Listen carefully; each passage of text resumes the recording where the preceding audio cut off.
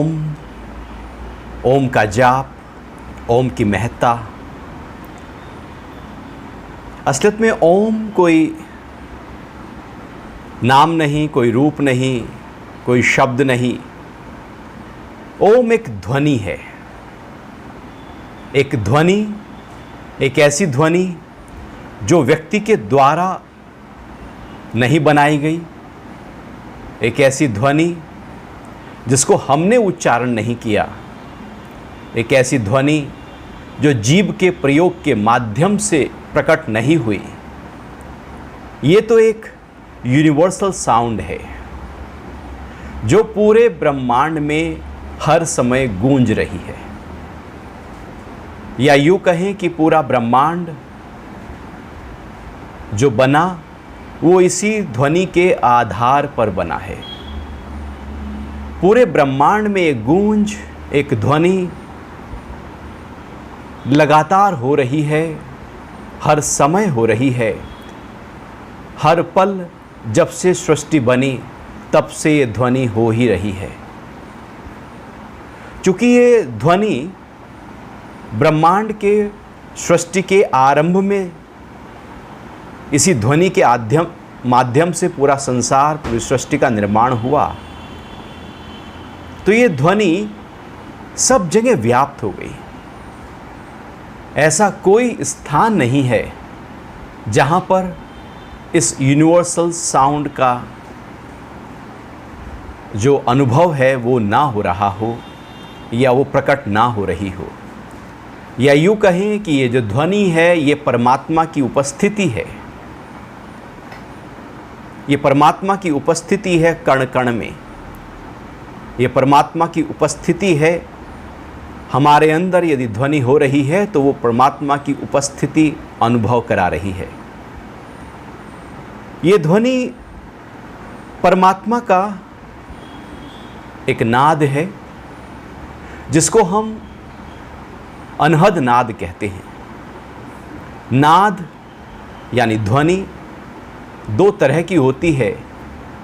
एक है आहत नाद और दूसरा है अनहद नाद।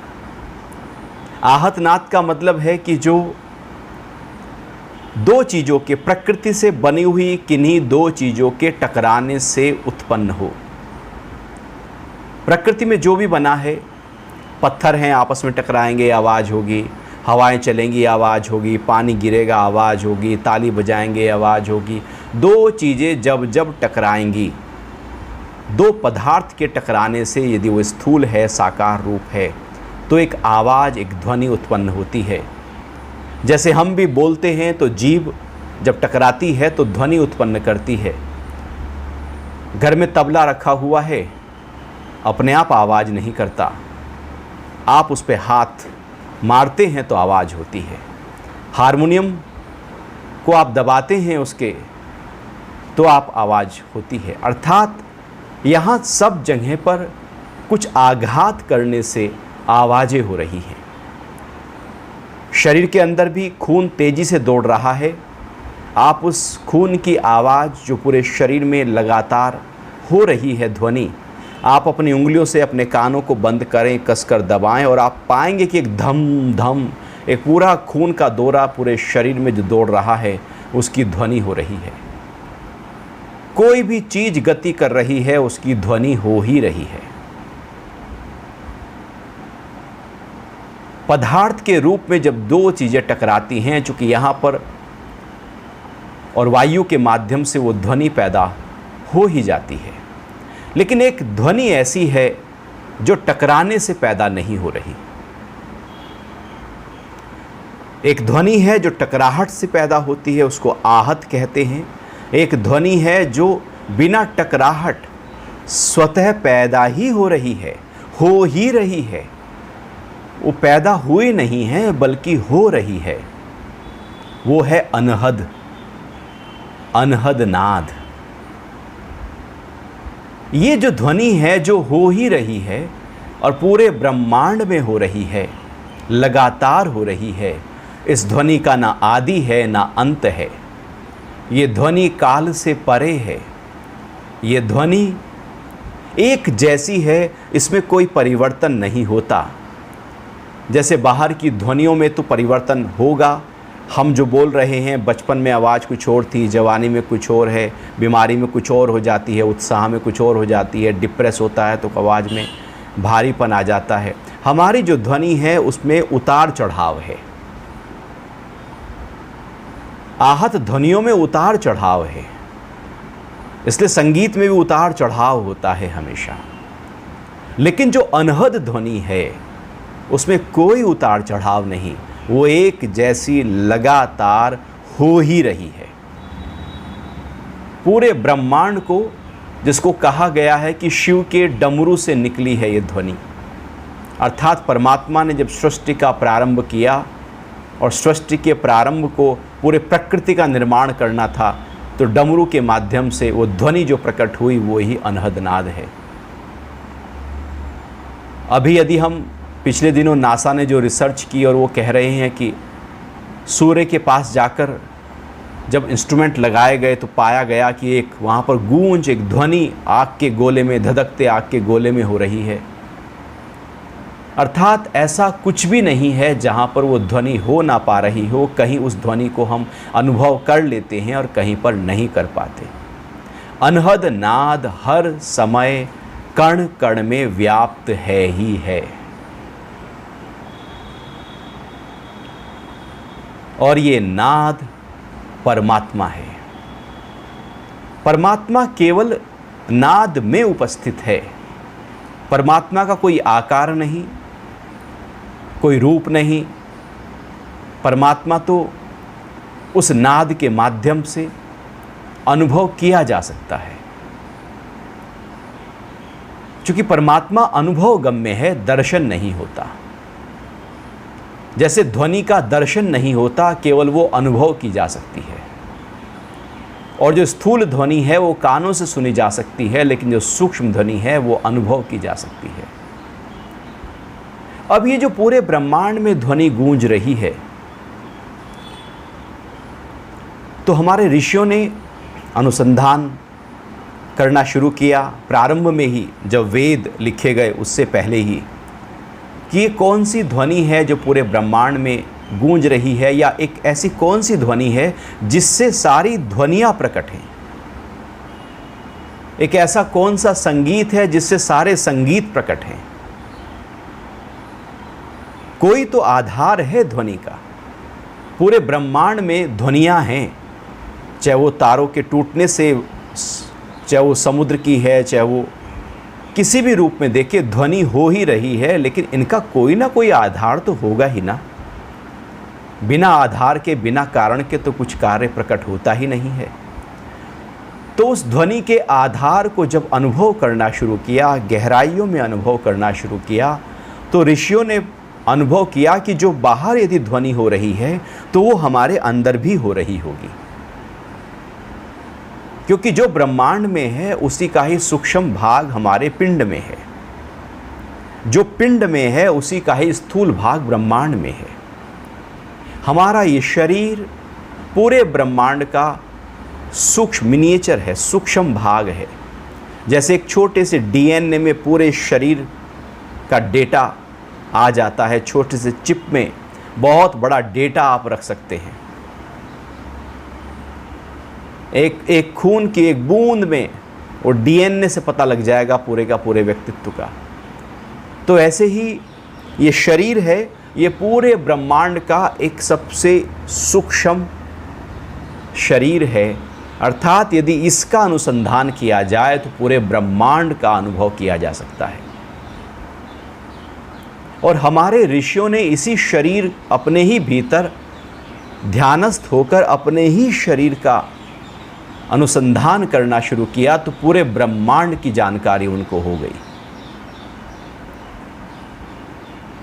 कैसे कह सकते हैं कि मंगल ग्रह तुम्हारा खराब है तो आप मूंगा पहन लीजिए, सुना होगा, और मूंगे का रंग लाल होता है। और अभी साइंटिस्ट कह रहे हैं कि मंगल पे जो मिट्टी है वो लाल है।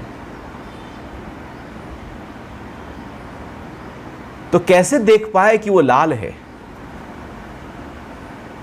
कैसे देख पाए तारों की गतियों को? कैसे अनुभव कर पाए कि ग्रहण कब होगा। जो आप देखना कभी भी एक जो पत्रा बनकर आता है ज्योतिष के अनुसार, उसी समय ग्रहण पड़ता है और साइंस भी उसी समय ग्रहण को मानता है। एकदम टैली करेगा मिनट टू मिनट। इतना बड़ा साइंस पूरे नक्षत्र का जो अनुभव धरती पर बैठे बैठे हजारों साल पहले ऋषियों ने किया, बिना वहाँ पहुँचे, तो उन्होंने अपने ही शरीर के भीतर उन नक्षत्रों को पाया। सब कुछ हमारे ही भीतर है, सूरज भी हमारे भीतर है तो चंद्र भी हमारे भीतर है। और गुरु गोरक्षनाथ ने इसको बहुत ही विस्तृत रूप में बताया है कि बाहर क्या है तो शरीर में उसका छोटा रूप क्या है। तो यत पिंडे तत् ब्रह्मांडे। तो ऋषियों ने जब अनुभव किया कि पूरे ब्रह्मांड में जो ध्वनि है वो हमारे ही पिंड में जरूर होगी, तो अपना अनुसंधान करना शुरू किया। और पहले जो प्रयोगशालाएं होती थी वो गुफाएं होती थी। आज की जो लैब है, पहली लैब गुफाएं होती थी, एकांत होता था और बैठ के उसमें जो साधक है वो अपने आप को अपनी अंतरतम की गहराइयों में जाकर अनुभव करने लगता था। आप ऐसे भी समझ सकते हैं कि आयुर्वेद जो हजारों साल पहले लिखा गया और उसमें जो शरीर रचना लिखी गई है कि शरीर का कौन सा अंग किस तरह से कहाँ पर क्या कार्य कर रहा है, उस समय जब चीर फाड़ की कोई व्यवस्था नहीं थी और पूरी बारीकी से नस नाड़ियों का भी पूरा विज्ञान जो का त्यों है, तो किस आधार पर होगा। तो महर्षि पतंजलि ने अपने योग सूत्रों में लिखा है कि यदि साधक अपनी नाभि पर संयम का अभ्यास करता है, समाधि का अभ्यास करता है, तो उसको शरीर की पूरी रचना का ज्ञान हो जाता है। तो एक जगह पर संयम करने से पूरे शरीर की रचना का ज्ञान हुआ, तो महर्षि पतंजलि ने ही फिर आयुर्वेद की रचना की। तो ऋषियों ने जान लिया था कि शरीर में सब कुछ है, तो उन्होंने उस ब्रह्मांडीय ध्वनि को, उस अनहद नाद को अपने शरीर के भीतर सुनना शुरू किया। तो पाया कि हाँ, एक ध्वनि हो रही है हमारे भीतर, निरंतर हो रही है, लगातार हो रही है, हो ही रही है, हम सोए हों या जागे हों। और उस ध्वनि को उन्होंने अपने सूक्ष्म कर्णेंद्रिय से, कानों से सुना, क्योंकि इन कानों से उस ध्वनि को सुन नहीं सकते। जो इंद्रियां हैं वो ध्वनि इंद्रियों से परे है।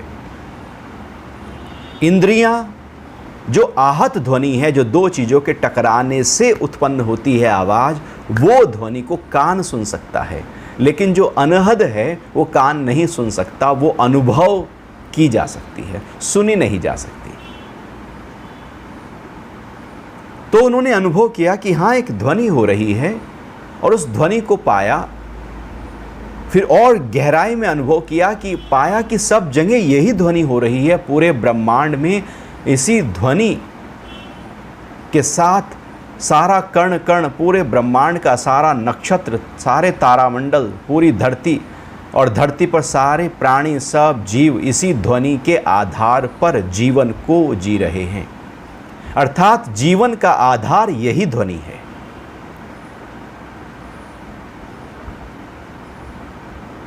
तो इसलिए गीता में भगवान बोलते हैं कि हे अर्जुन, ये ज्ञान को मैंने आदि में सूर्य को दिया था।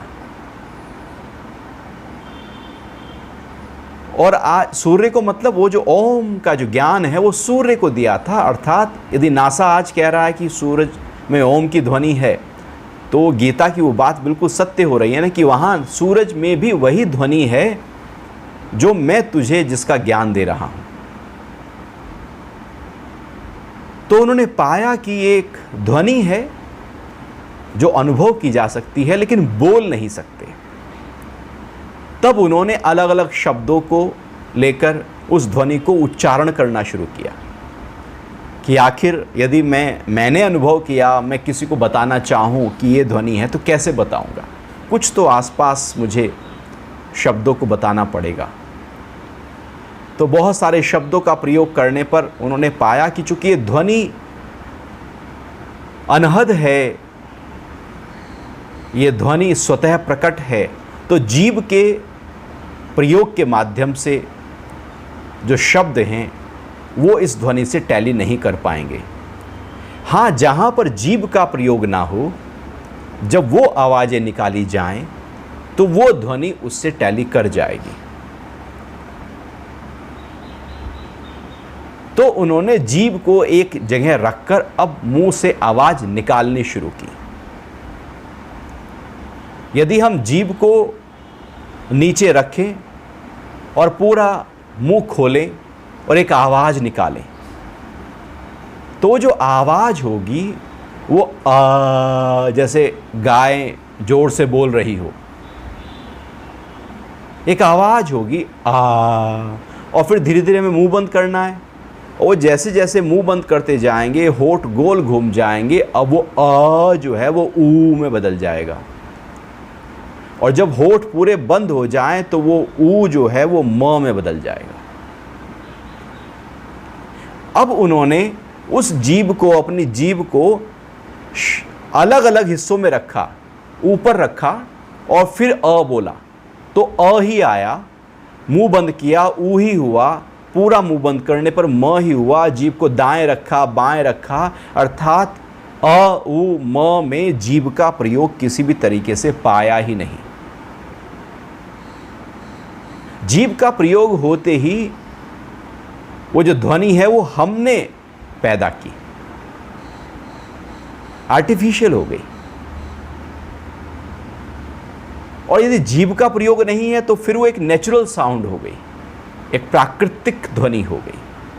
बस हमने एक हवा निकाली, हवा स्वरयंत्र पर टकराई, जो आवाज़ आई वही आवाज़ वो है जो वो आवाज़ है ब्रह्मांड में। तो पाया कि ये जो ध्वनि है ये ऐसी कुछ है,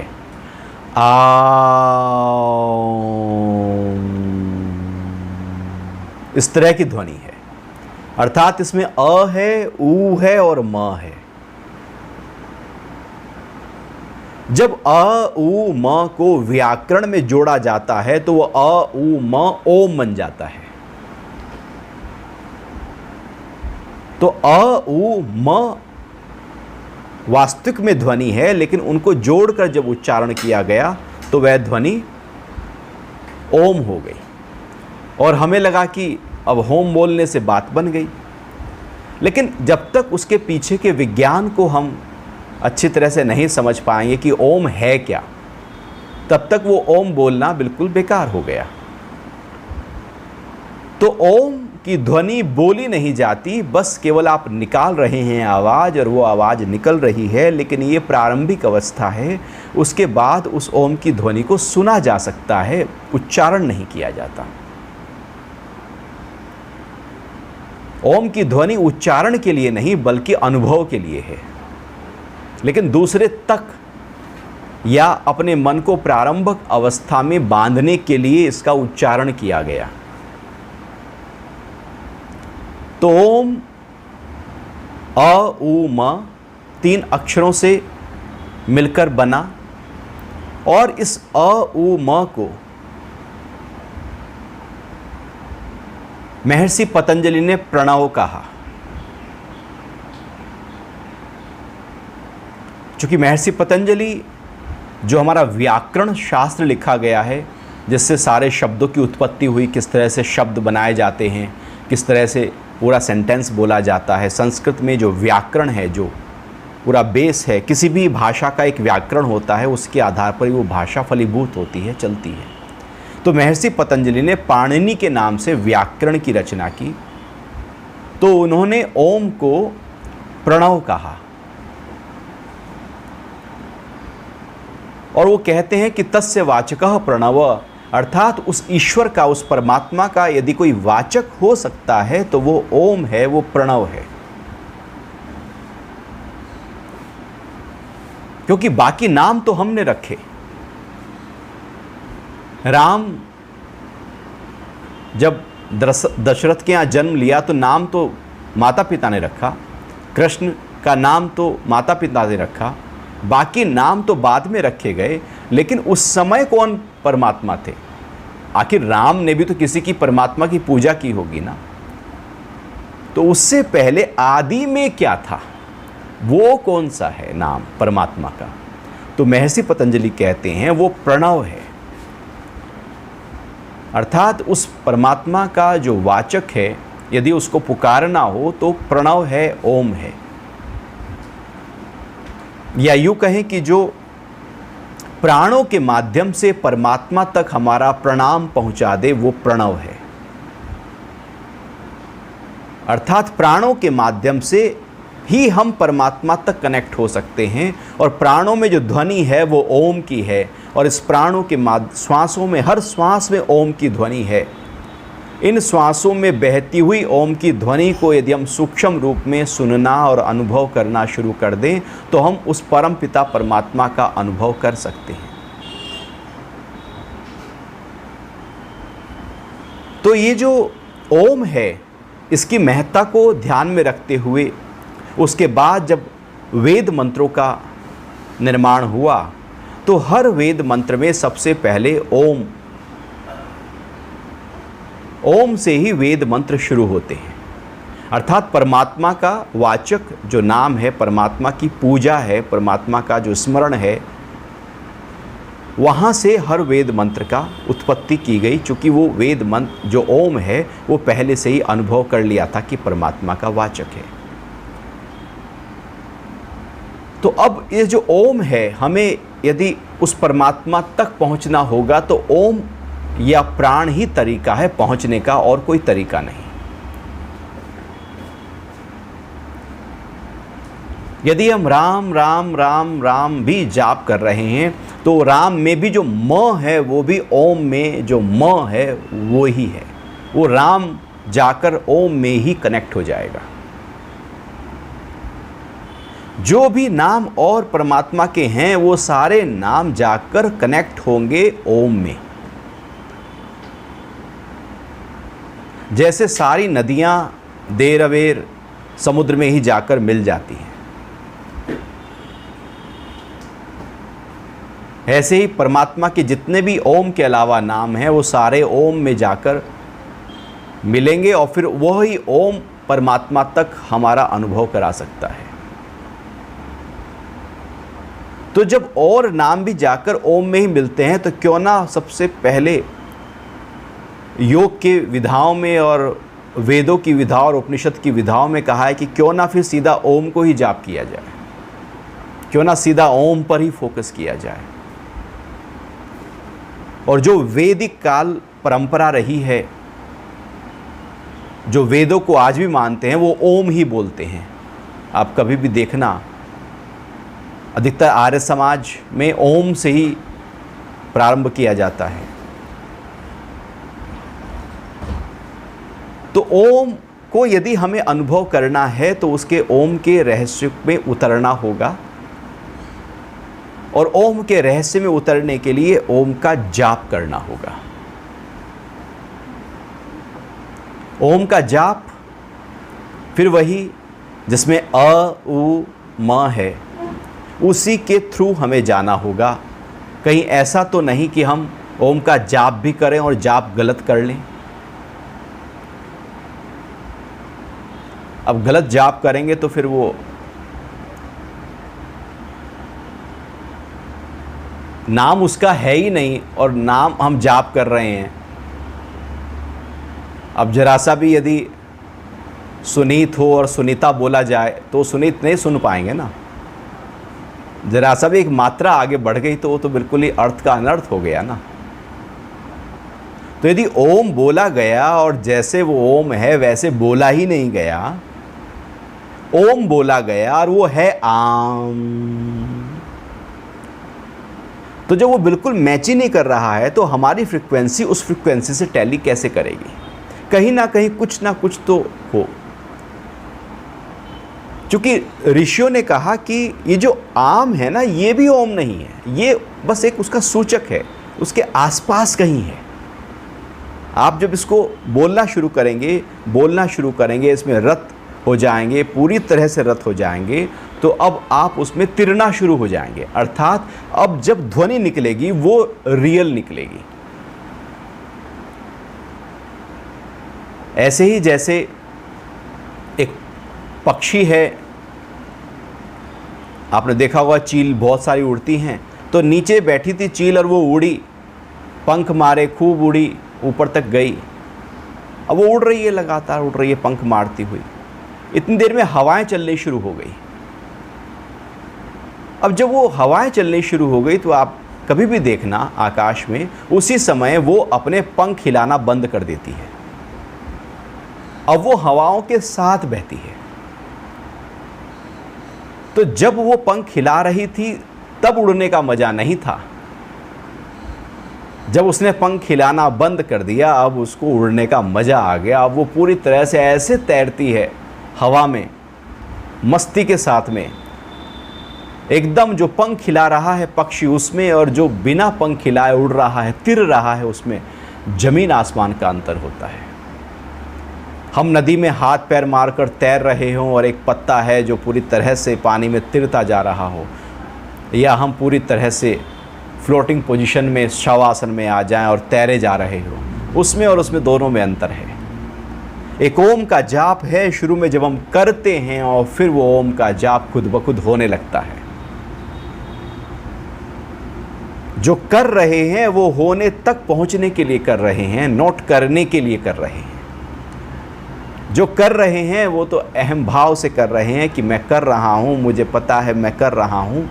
लेकिन जब वो करना कहीं खो जाए और खुद ब खुद श्वासों के माध्यम से हर श्वास के साथ वो ओम के जाप की ध्वनि अनुभव होने लगे, तो समझो कि वो जाप जो है अब वो हो रहा है।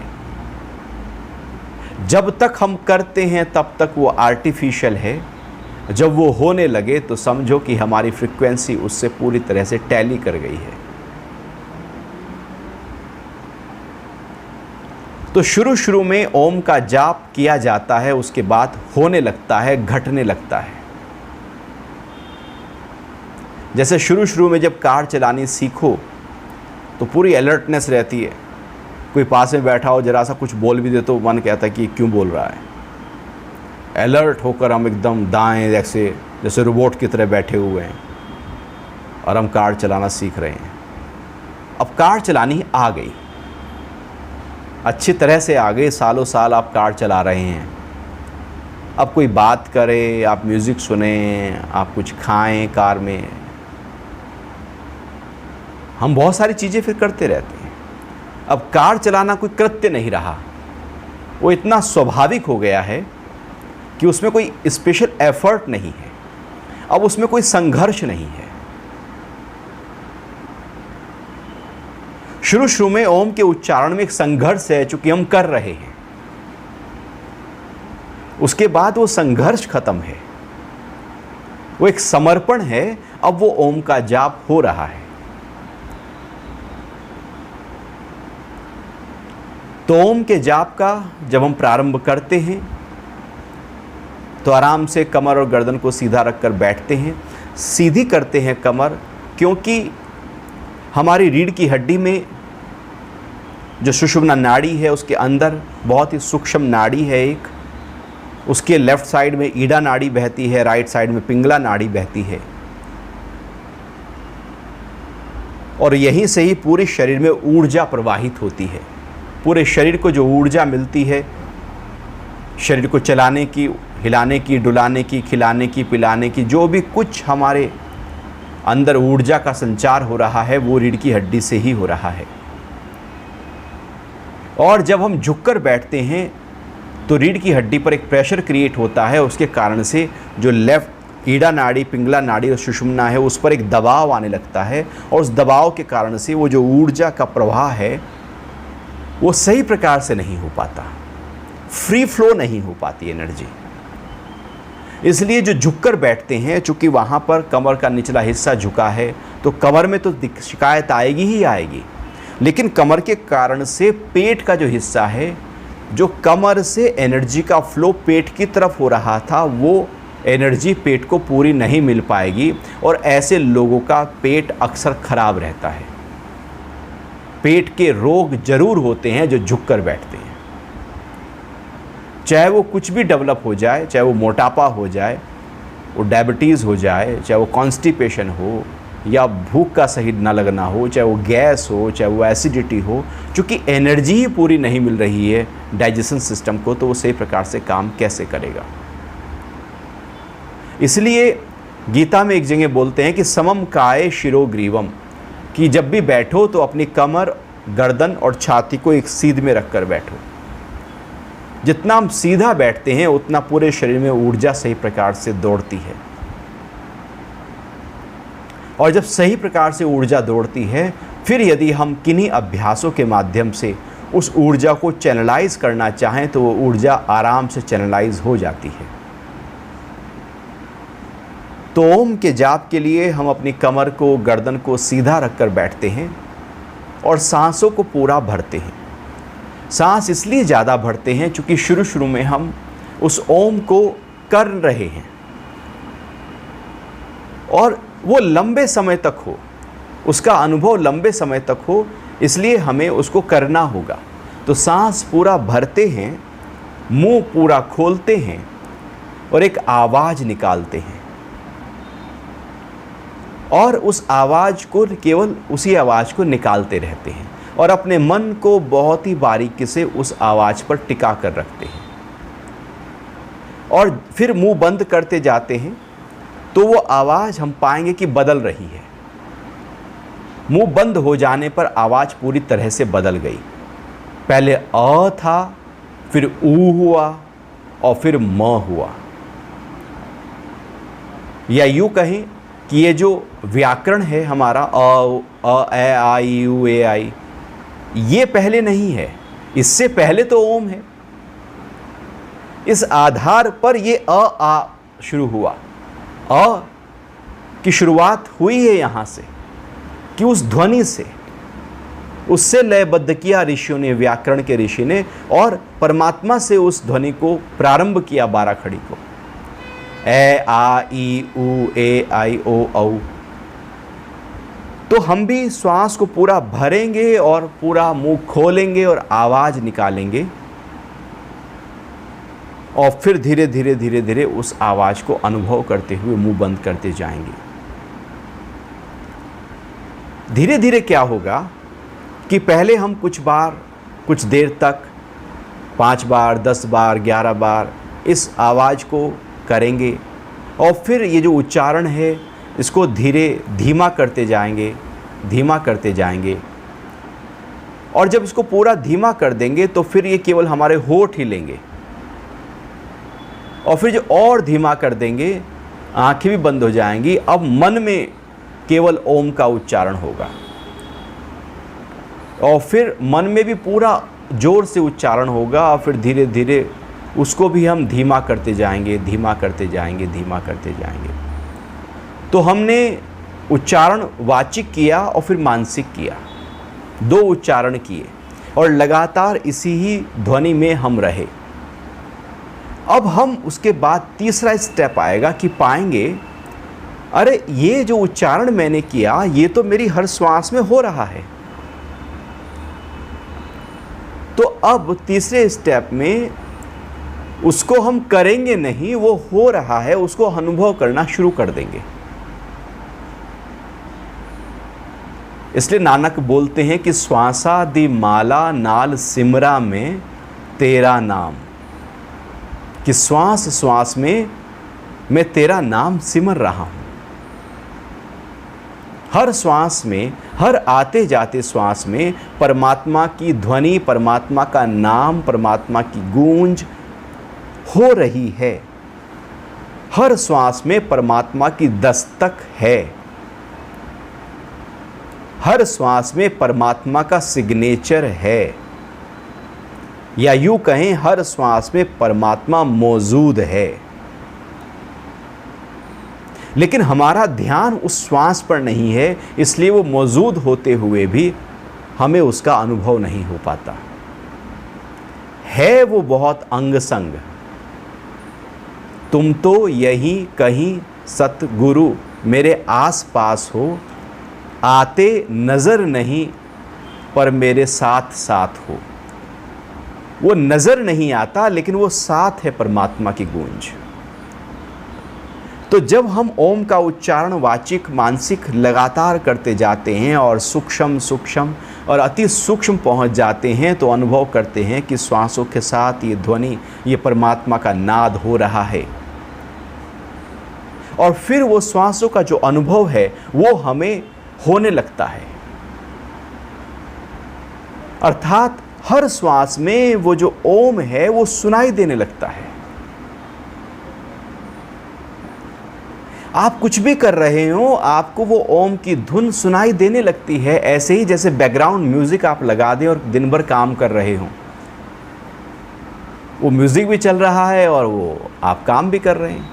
कभी काम में लीन हुए तो म्यूजिक नहीं सुनाई देगा, और काम से थोड़ा सा 99% यदि काम में गए और 1% भी काम से मन हटा तो म्यूजिक सुनाई देने लगेगा। तो ऐसे ही ये जो श्वास श्वास श्वास में बिसरा मैं तेरा नाम, तो हर श्वास में फिर वो जो ओम की ध्वनि है वो अनुभव होने लगती है। फिर ऐसा कोई भी श्वास नहीं रहता जहां पर उसकी ध्वनि ना हो रही हो। जब तक उसकी ध्वनि का अनुभव नहीं होता तब तक उसकी ध्वनि आर्टिफिशियल हम करते हैं। उसके बाद वो बहुत ही सूक्ष्म स्तर पर हमारे साथ रहती है, और फिर हम अनुभव करते हैं कि जो हृदय की धड़कन है वो भी ओम की नाद के साथ हो रही है। श्वासों की ध्वनि ओम की नाद के साथ हो रही है।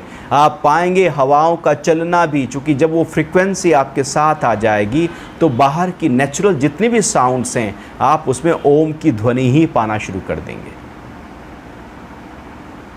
जैसे आप रेलगाड़ी है और उसकी जो आवाज़ है, आप अपनी कोई एक आवाज़ मन में बांध लीजिए, उससे वो आवाज़ लयबद्ध हो जाएगी। की होगी करके देखा होगा, आप पाएंगे अरे ये तो जो झुकझुक है वे तो राम राम बोल रहा है, ये तो कुछ भी ऐसे बोल रहा है जैसे आप बोल रहे हैं। तो आप किसी भी ध्वनि के साथ रेल की, दौड़ती हुई रेल की आवाज़ को अपने साथ मिला सकते हैं। ऐसे ही जब हमारे अंदर ओम की ध्वनि प्रकट हो जाती है तो ब्रह्मांड में हो रही हर ध्वनि अब ओम की ध्वनि अनुभव होने लगती है।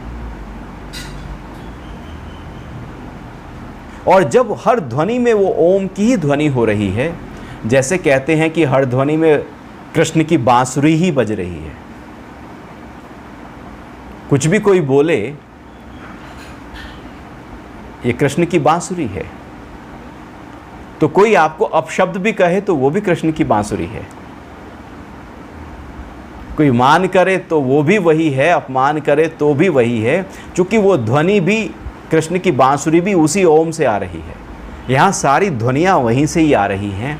हम जो बोल रहा है उसके शब्द को ना पकड़कर वो किस ध्वनि के आधार पर बोल रहा है, उस आधार को यदि पकड़ लें तो हर शब्द में हम ओम को अनुभव कर सकते हैं।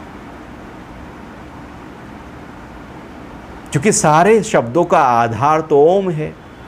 पहला नाद, पहले ध्वनि तो ओम है, उससे ही सारे शब्द बने हैं। दुनिया की हर भाषा के सारे शब्द उसी से ही उत्पन्न हुए हैं, पहली प्रारंभिक ध्वनि से। तो यदि हम अपने आप को पूरी तरह से ट्यून कर लेते हैं कि ओम के साथ, तो किसी के द्वारा दिए गए हर शब्द में हम केवल ओम ही अनुभव करेंगे। तो जब हम केवल ओम ही अनुभव कर रहे हैं तो किससे राग है और किससे द्वेष है?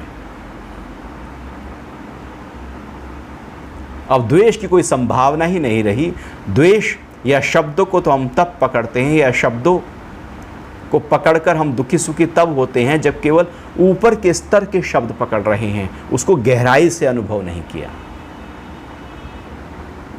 हम कई बार बोलते हैं ना, नहीं जो मैंने कहा उसका मतलब ये नहीं था, मतलब कुछ और था, मैंने कहा ये। तो जो योगी है, जो साधक है, वो अपना मतलब उस शब्दों में, हर शब्द में केवल ओम ही मतलब डाल देता है। अब उसको ओम के अलावा ब्रह्मांड में कुछ भी हो रहा है, ध्वनि हो रही है, वो ओम ही दिखाई देगा, सुनाई देगा।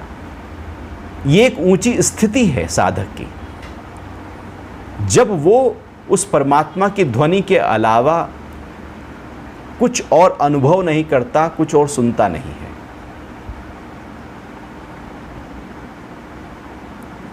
क्योंकि श्वास श्वास में, अब वो जो ओम की ध्वनि है हमारे श्वास में इतनी ज़्यादा तेज हो जाती है।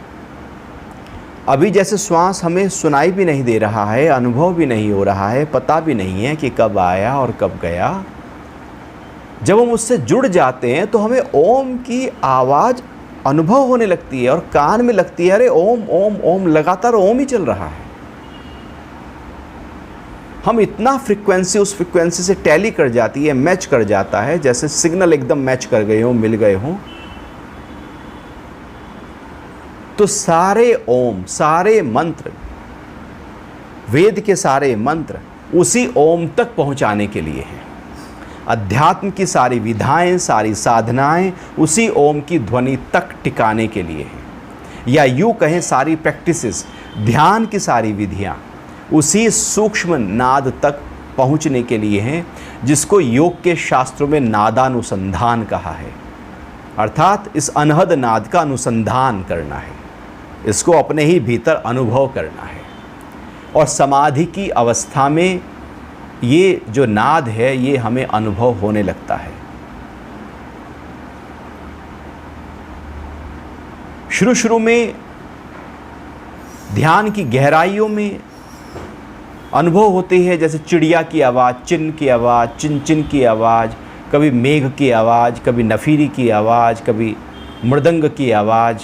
ऐसे बहुत सारी आवाज़ें हमारे अंदर हो रही हैं। इसको 10 नाद, अलग अलग ध्वनि हो रही हैं, लगातार हो रही हैं, लेकिन हम अनुभव नहीं कर पाते। ऋषियों ने उसको अनुभव किया सामवेद में। फिर सामवेद के में संगीत का जो प्रादुर्भाव हुआ है वो सामवेद से हुआ है। तो ऋषियों ने जब अपने भीतर इस नाद को अनुभव किया तो उसी नाद को उन्होंने बाहर निकाला और बाहर किन्हीं उपायों के माध्यम से उस नाद को उत्पन्न करना चाहा। तो उसके आधार पर फिर सारे इंस्ट्रूमेंट तैयार हुए। जो पौराणिक इंस्ट्रूमेंट हैं हमारे, नफीरी है, मृदंग है, वो हमारे भीतर की जो आवाज़ें हो रही हैं उसके आधार पर बाहर सारा संगीत बना। तो भीतर संगीत पहले है, बाहर बाद में है। इसलिए संगीत हमें लयबद्ध कर देता है। एकदम मन बहुत बिखरा हो तो संगीत के माध्यम से हम जुड़ सकते हैं, कनेक्ट हो सकते हैं। और सूदिंग संगीत होते ही हम बहुत ज़्यादा कनेक्ट हो जाते हैं, क्योंकि वो संगीत हमारे भीतर का हिस्सा है। आप बहुत धूम धड़ाका वाला संगीत लंबे समय तक नहीं सुन सकते। आप कहीं ऐसे रैप म्यूज़िक हो या ऐसे कहीं हो तो बहुत ज़्यादा देर तक नहीं सुन सकते, थोड़ी देर सुन पाएंगे। लेकिन जो सूदिंग है, जो बांसुरी की आवाज़ है, बिल्कुल धीरे धीरे नेचुरल साउंड्स हैं, वो आप 1 घंटा लगाकर भी ध्यान में या नींद में जा सकते हैं, क्योंकि वो संगीत हमारे भीतर है ही है, हो ही रहा है। तो वो ही संगीत, वो ही ध्वनि हम नाद के माध्यम से अपने भीतर अनुभव करने लगते हैं और पल पल उस संगीत के साथ हम रहते हैं। फिर दिन भर सारे काम करते हैं, लेकिन वो संगीत हमारे भीतर, उसकी धुन हमारे भीतर लगातार रहती है। या यूँ कहें कि फिर लगातार हम मुक्त रहते हैं, आनंद में रहते हैं। जैसे एक संगीतज्ञ है, वो रियाज़ करता हुआ पूरा मंत्र मुग्ध हो जाता है। हम भी अच्छा म्यूज़िक सुनते हुए पूरी तरह से उसका आनंद लेते हैं। ऐसे ही जब भीतर का नेचुरल साउंड हमारे भीतर प्रकट होने लगती है, अनुभव होने लगती है, तो हम उसका आनंद लेते हुए पूरे जीवन के सारे कर्म करने लगते हैं।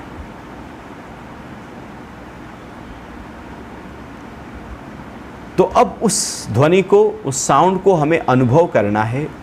उसके लिए हमें इस ओम, अ, उ, म की प्रैक्टिस में अपने आप को लाना होगा, ढालना होगा, तैयार करना होगा।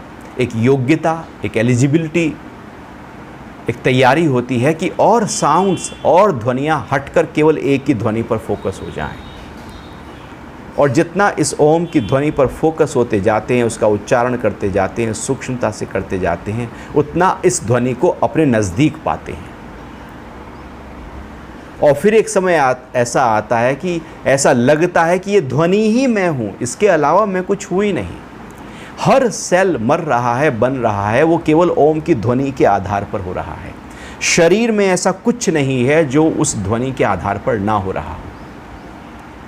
तो हमारा पूरे का पूरा व्यक्तित्व, पूरे का पूरा जो जीवन की जीवंतता है वो उसी ध्वनि पर आधारित है।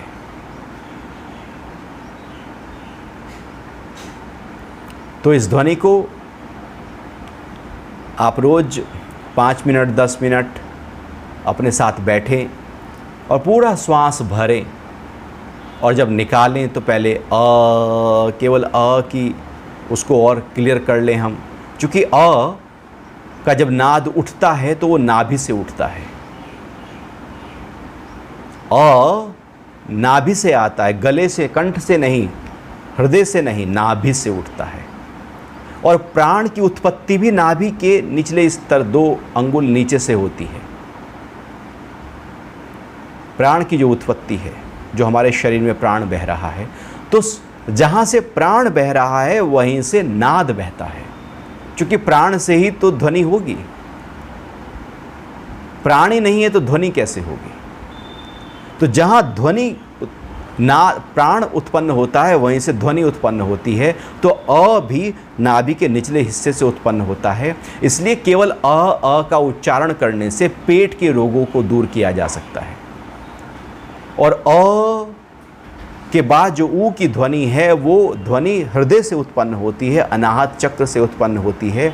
अर्थात हृदय और फेफड़ों के रोगों को दूर करने के लिए ऊ का उच्चारण लाभकारी होता है। और म की ध्वनि मन और मस्तिष्क से होती है। और यदि केवल म की ध्वनि की जाए तो हमारे मन और मस्तिष्क के रोग जो हैं, नींद ना आना और जितने भी मन के रोग हैं उनको दूर करने के लिए इसलिए भ्रामरी प्राणायाम किया जाता है, जिसमें भ्रामरी और कुछ नहीं, मुंह बंद करके ओम की ध्वनि ही भ्रामरी है, जहां पर केवल वो ओम हमारे उस मस्तिष्क में स्थापित हो गया है। अर्थात बाहर की कोई और ध्वनि नहीं, केवल वह म। तो मन के रोग दूर करने के लिए, मस्तिष्क के रोग दूर करने के लिए